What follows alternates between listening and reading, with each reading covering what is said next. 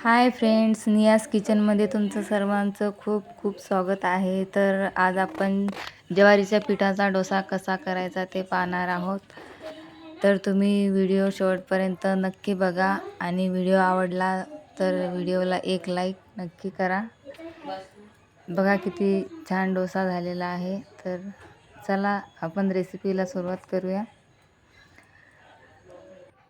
तर इथं मी 1 वाटी ज्वारीचं पीठ घेतलेलं आहे आणि 2 चम्मच रवा घालून घ्यायचा आहे.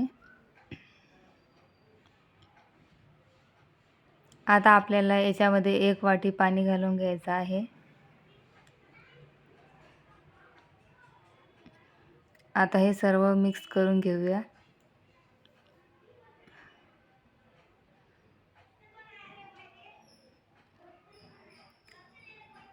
आता आपण याच्यामध्ये आणखी 1 वाटी पाणी घालून घेणार आहोत.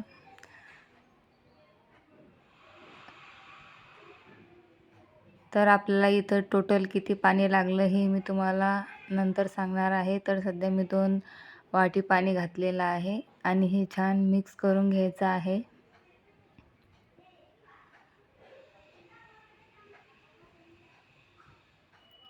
हे बघा छान मिक्स झालेलं आहे. आता आपण याच्यामध्ये 1 बारीक चिरलेला कांदा घालून घेऊया. नंतर थोडंसं गाजर किसलेलं घालून घेऊया. इथं मी लसूण आणि मिरचीची पेस्ट बनवून घेतलेली आहे, ते घालून घेऊया. थोडीशी कढीपत्त्याचे पानं बारीक कापून घालून घ्यायचे आहेत.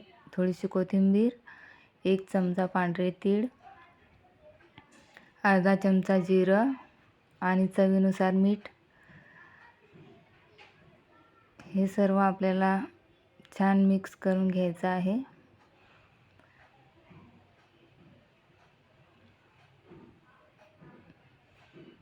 हे बघा आता हे बॅटर थोडंसं घट्ट आहे, तर आपण याच्यामध्ये आणखी थोडंसं पाणी घालून घेऊया.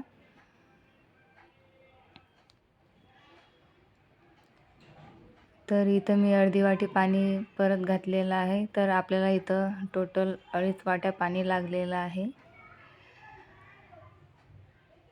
तर आता हे सर्व छान मिक्स करून घेऊया. हे बघा इतकं पातळ आपल्याला हे बॅटर करून घ्यायचं आहे.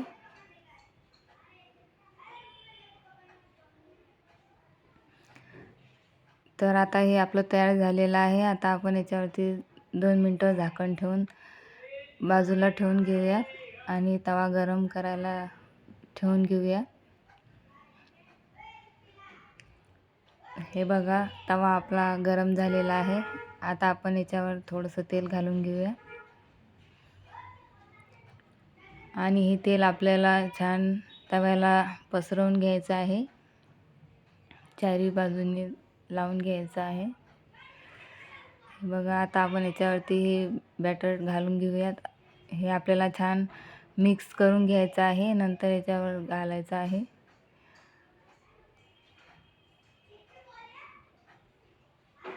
तर हे बॅटर आपल्याला तव्याच्या साईडनं घालून घ्यायचं आहे अशा पद्धतीने. नंतर आपल्याला हे मध्यात घालायचं आहे.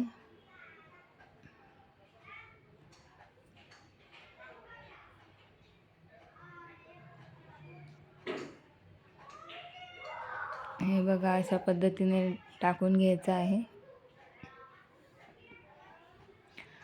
आता आपल्याला गॅसची फ्लेम मीडियम ठेवून छान 3 ते 4 मिनटं शेकून घ्यायचं आहे. बघा छान झालेला आहे. आता आपण याच्या साईडने थोडंसं असं काढून घ्यायचं आहे. नंतर आपल्याला पूर्ण डोसा काढून घ्यायचा आहे.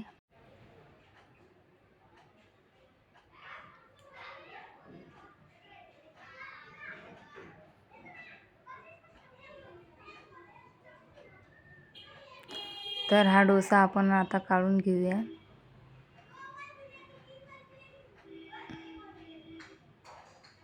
बघा किती छान डोसा निघतो. अजिबात तव्याला चिकटलेला नाही आहे.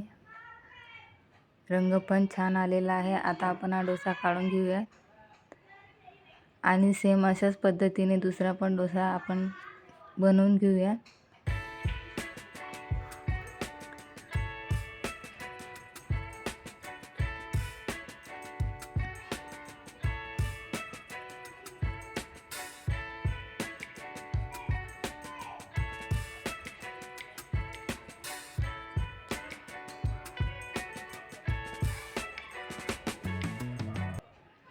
बघा, हा डोसा पण आपला छान झालेला आहे. याला पण आपण आता साईडनं काढून घेऊया.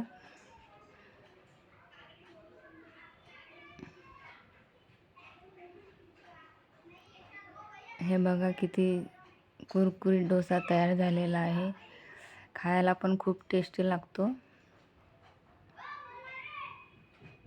आणि हेल्दी पण आहे.